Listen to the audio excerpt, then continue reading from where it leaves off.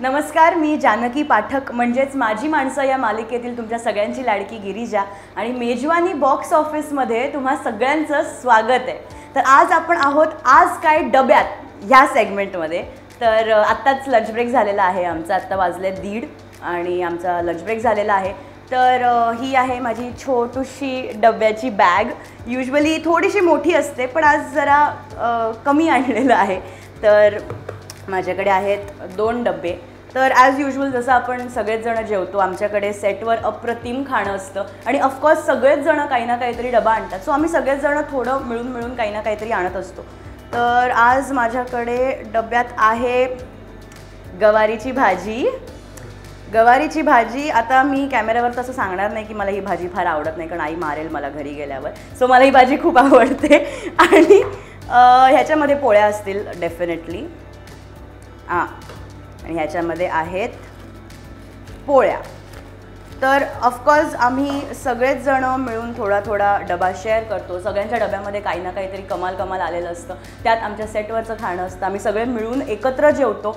आज हा माझा डब्बा आहे। युजुअली माझ्याकडे काही फ्रूट्स असतात, पायनॅपल, ॲपल, ऑरेंजेस अशा गोष्टी असतात। संध्याकाळी कधी आपण ओट्स मागवतो आणि ऑफकोर्स असंच कधी काहीतरी चमचमीत खावंसं वाटलं तर आम्ही दादाला सांगून मॅगी मागवतो आणि मॅगी खातो। तर आज आपण गवारीच्या भाजीचा आस्वाद घेऊया, कारण आज हे आलेलं आहे माझ्या डब्यात।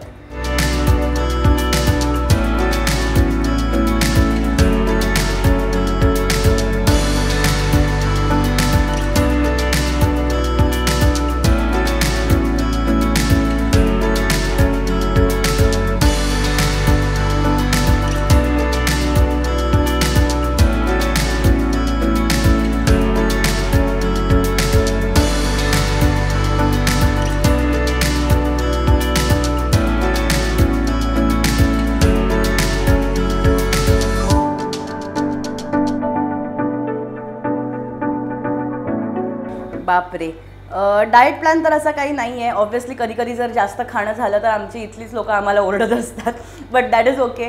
डाएट प्लॅन म्हणजे मोस्टली तरी घरचंच खाणं खावं असं मी तरी प्रयत्न करत असते असं मी म्हणते।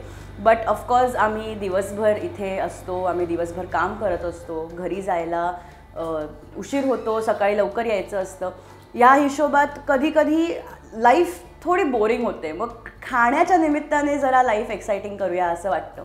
मग मागवत असतो आम्ही काही ना काहीतरी, सगळ्यांना जे आवडतं।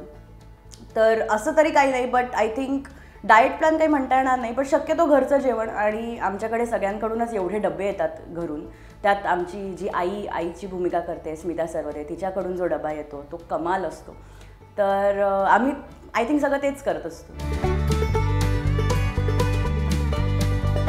फूड जॉईन्ट्स सध्या तरी सांगायचं झालं तर मी असं काही मोठं काही सांगणार नाही, पण आमच्या सेटच्या बाहेर एक खरडा वडापाववाला मिळतो।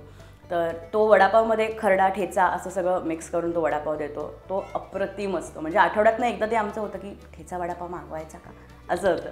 तर सध्या तरी तो फेवरेट आहे। वरणफळं, त्याला वरणफळं, डाळ ढोकळी असे आय थिंक खूप नावं आहेत, पण ते माझ्या सगळ्यात आवडतं आणि ते बनवायला खूप वेळ लागतो। त्यामुळे आई कधी कंटाळ करते, मग मी तिला जरा मस्का मारते की मी मदत करते, मी लाटून देते। असं करून ते मी तिच्याकडून बनवून घ्यायचा प्रयत्न करते। पण सांगायचं झालं तर वरणफळं।